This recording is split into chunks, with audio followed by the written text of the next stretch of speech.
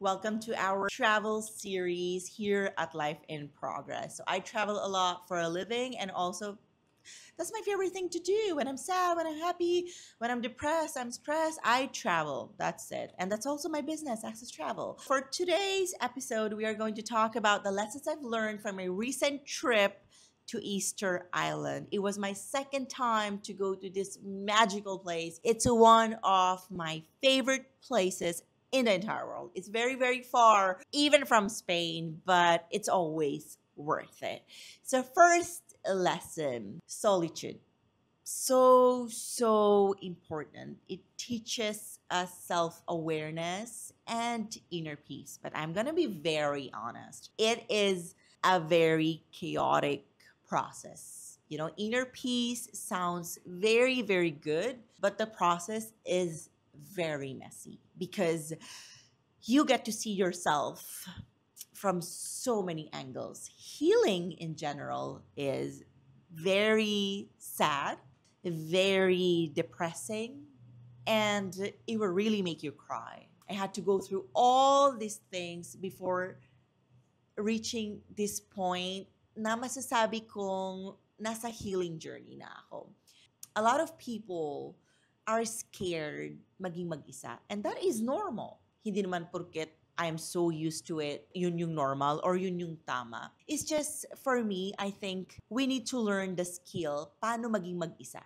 At the end of the day, I feel like the most important relationship na magkakaroon tayo is with ourselves. Kasi tayo yung kasama natin like 24/7. Diba? Hindi yung husband natin, hindi yung mama natin, hindi yung anak natin, but ourselves. So, tama nga yung sinasabi nila, if yung cup mo hindi puno, hindi mo yun mabibigay sa ibang tao kung wala naman laman yung cup mo, right? So, in Easter Island, I was all alone. I did this trip na 40 days. I was just alone. So, I had so much time to think, to rethink, to create, alam nyo yun, atras abante ka. One day, okay na ako. Next day, iyak na naman ako. Next day, malungkot na naman ako. Next day, masaya na naman ako. Next day, gusto ko naman pumarty. Next day, gusto ko mag-shopping. So, roller coaster yung trip ko. Kasi I really wanted to go through everything na wala ako sa environment ko sa Spain or sa Philippines. Kasi pag nasa Philippines ako, nag-work lang ako. Pag sa Spain ako, sobrang kalmado lang ako. Parang peaceful life, ganyan. So, yung trip kong to, parang nag-iba yung pananaw ko sa buhay. Kasi while nasa trip ako, a lot of things happened and wala ako makausap. I don't know if you guys are aware, but sabi sa akin ng therapist ko, yung regulation ng emotions mo when you're alone is so hard.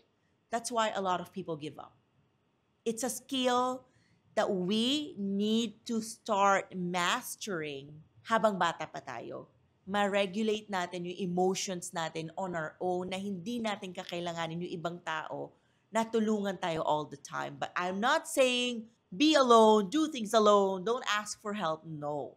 Yung regulation lang ng emotions when we are with other people, kasi nako-contaminate din siya eh. Imbis na matuto ka i-handle yung sarili mo, yung decisions mo on your own, mako-contaminate siya ng opinions ng iba, parang yung decision-making process ng iba, kasi parang mahahawaan ka ng kung ano man yung pinagdadaanan nila or kung ano man yung principles and values nila. That's why during my trip, sabi ko, okay, mag-isa lang ako. I'm with my guides, yes, but my guides don't know me. So, hindi nila ako ginajudge pag nagkukwento ako. Parang superficial lang yung connection namin. Kasi hindi ko pa naman talaga sila kilalang kilala, di ba? Unless I get to spend a week with them. So, they were just doing their job. So, nagkukwento ako sa kanila. Nilalabas ko lahat ng emotions ko and feelings ko. Pero hindi in a pabigat na way. So, parang ang dami ko nakuhang insights from people, your perspective, na hindi ako kilala. Ibang culture, ibang place. That's why being alone is so important kasi natututo ka mag-regulate ng emotions mo on your own. Number 2 lesson naman is comfort zone. Easter Island is a very, very tiny island. Magkakakilala sila lahat doon. Alam nila si ganto, si ganyan, eto girlfriend ni ganto, eto ex ni ganyan, eto asawa ni ganto, eto yung nagloko, eto yung nag-cheat. Alam nilang lahat. So may namit ako doon, yung guide ko, si Mana. I did 5 na sunrise with him every morning. So nagkaroon na kami ng deeper connection. He was so self-aware na kahit parang 11 years to gap namin, dami ko natutunan sa kanya. Ang sabi niya sa akin, comfort zones are beautiful, but the world is also so big.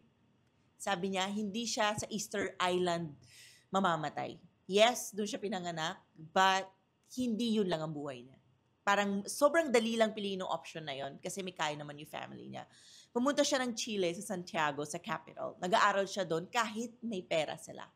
So I was like, life is really about opportunities and paano mo sila gagamitin. Kasi meron siya dalawang opportunities. Number one, doon lang siya sa island, doon na lang siya maggagawa ng business, magiging tour guide, or gagawa ng travel company. But pinili niya yung second option na mas mahirap kasi alam niya mag-grow siya doon. Makakamit siya ng maraming tao and more opportunities. After nun, babalik na lang siya ng Easter Island. So, in life, we have the opportunities. We just need to learn paano natin gagamitin yung opportunities na yun. But, meron din mga tao, wala silang opportunities. Hindi sila nabigyan for whatsoever reason, family background, kung saan sila pinanganak, ang haba ng list. So when you have the opportunities in front of you, gamitin natin to grow, to get more opportunities, expand, and learn from the world. Kasi if makakampante tayo, parang sayang. So doon sa podcast na pinapakinggan ko, ang sabi doon, we should live our life in victory. Tapos expand tayo sa lahat ng kaya natin i-expand. Take breaks, but never stop. Third lesson na natutunan ko is, parang, we will meet a lot of people. A lot of people. But hindi sila lahat deserve. Diba? Lalo na sa love life. We will date a lot of people. A lot, well, iba-iba yan. Yung iba wala nakaka-date, yung iba marami. But hindi yun lahat mapapang-asawa natin. Hindi yon lahat magiging boyfriend natin. Yung iba doon, mag-break lang ng heart natin. Yung iba doon, mag-ghost. It's a process. Life is a process. It's a journey. Ano nyo, parang, there is something, if it's not love life, out there for us. Hindi siya mapupunta lang sa atin. We have to work on this journey ourselves. And the people will come along to help us get there. And whenever you feel like you're about to give up because life gets hard, that's the time you should work more. That's the time you should go back to your why. Why am I here? If you don't believe in yourself, if you don't believe in your journey, or if you don't believe that you deserve positive things in life, you won't get them. Simple as that, diba? So, yes, to sum it up, Easter Island was so beautiful, so isolated, so far from everything. And I will be always grateful that I have this opportunity in front of me na ginagamit ko, not just for my business, also for my education. I did not come from a family na nag-travel yung parents ko. Diba? They flew first class or they just went places to learn. But it ends with me because I used this opportunity to learn and to expand. So someday, if nagkaanak ako, they will be proud of me. Diba? So opportunities, and creating more opportunities out of the opportunities that we already have in front of us. That's all for today, guys. Bye!